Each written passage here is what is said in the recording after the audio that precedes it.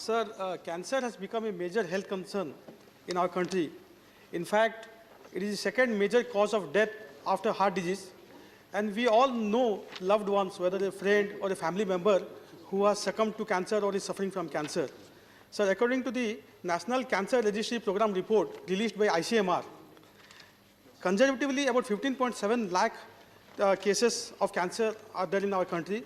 And by 2025, 7 lakh new cases will be added every year, and 6 lakhs deaths due to cancer will be there in the country. These are shocking numbers, sir. And it affects all segments of society.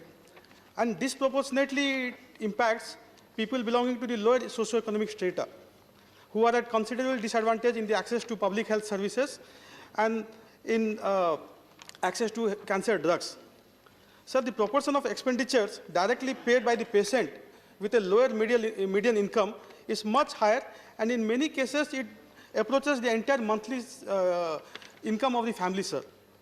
Sir, the worst part is cancer drugs are of recurring nature and one has to buy it every month.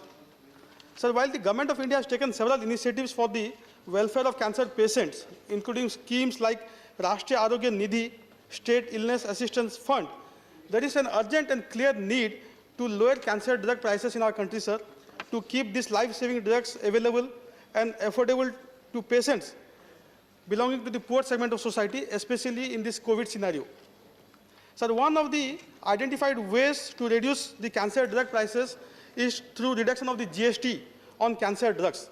Sir, one honorable member had already raised this issue in the monsoon session, but because of the importance of the matter, I felt the need to raise it again, sir, and thank you for the opportunity to allow me. Sir, before the GST regime, cancer drugs were exempted from excise, customs, and VAT in most of the states. But today, in the GST regime, most of the drugs used for cancer treatment is categorized in the 12% GST slab. As per an industry report estimate, the revenue earned by Government of India through 12% GST on cancer drugs is approximately 582 crore.